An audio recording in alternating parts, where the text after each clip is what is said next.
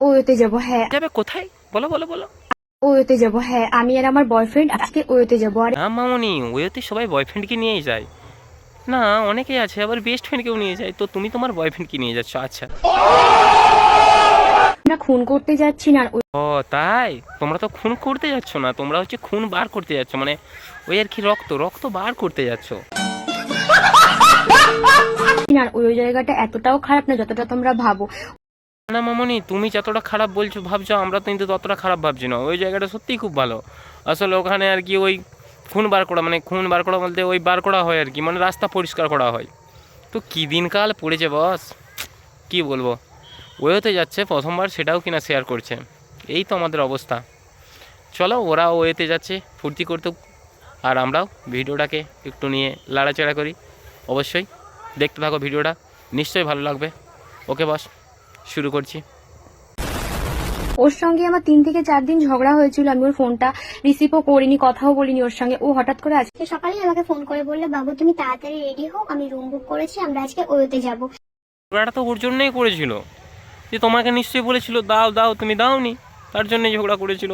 দেখো, ঝগড়া মিটমাট হতে একদম ডাইরেক্ট ওয়েতে অফার, আর তুমিও মেনে গেলে। আমি ওকে মুখে অনেকবারই বলেছি না না আমি যাব না, কিন্তু মন থেকে বিশ্বাস করো আমি 100% সম্মতি আমার ছিল যে হ্যাঁ ওর সাথে আমি একটু ফাঁকা জায়গায় টাইম স্পেন্ড করতে চাই। সেটা তো তোমার একটু হলে সম্মতি থাকতে হবে, আসলে বারবার না বলার পরে একবার হ্যাঁ বলতে হয়, সে তোমার সিস্টেম ঠিক আছে, কিন্তু তোমার ইচ্ছা নিশ্চয়ই ছিল। তো তুমি তো বলেইছো যে একটু ফাঁকা জায়গায়, মানে আর কি ফাঁক করবে, মানে আর কি একটু সময় কাটাবে আর কি, বেশ ভালো লাগবে। আচ্ছা।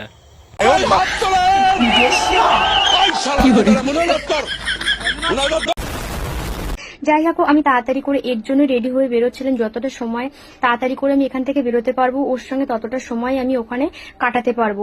কথাটা কিন্তু একদম ঠিক, যে তুমি এখানে যত তাড়াতাড়ি বেরোতে পারবে ওখানে তত বেশি সময় কাটাতে পারবে, মানে তত বেশি করতে পারবে, লাফাতে পারবে, মানে যেমন করে খুশি, সোজা হয়ে উবুড় হয়ে যেমন করে খুশি, মানে সময়টা কাটাতে পারবে আর কি।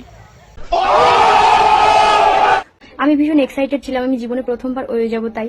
আরে আমার প্রথমবার হইতে যাচ্ছিল বলে ভয় লাগছিল, ভয় লাগার কিছু নেই, একটু ভয় লাগবে, কষ্ট হয়তো হতে পারে, এটা নিয়ে তোমার কোনো চিন্তা নেই, এটা নিয়ে তুমি টেনশন করো, তোমার ভয় করার কোনো প্রয়োজন নেই।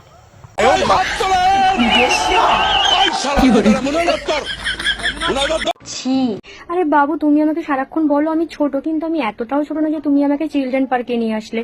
যাই হোক, একটু আমি অনেক কষ্ট পেয়েছিলাম। আসলে কি ব্যাপারটা বলো তো, আসলে মামনি ভেবেছিল যে टपाटप टपाटप टपाटप मालूम ना। মামনি ভালো না লেগে তো উপায় নেই, এখন এটাকেই নিয়েই ভালো ভেবে চলে এলাম, আর কি করবো বলো। আর রাত্রেবেলায় একা একাই বাকি কাজটা সেরে নিও, যেটা ভেবে ভেবে বাড়ি থেকে বেরিয়েছিলে। হ্যাঁ বস, আজকের ভিডিওটা এই পর্যন্তই। যদি আমার ভিডিওটা ভালো লেগে থাকে অবশ্যই চ্যানেলটাকে সাবস্ক্রাইব করো, লাইক কমেন্ট শেয়ার তো চাই। চলো সবাই একটা একটা করে নিজের নিজের ফেমাস ডায়লগ বলে যাও, পরের ভিডিওতে সেই ডায়লগটাই আমি ইউজ করব। ওকে বস, ততক্ষণকে ভালো থেকো, সুস্থ থেকো, নিজের খেয়াল রেখো, আর দেখা হবে পরের কোনো ভিডিওতে।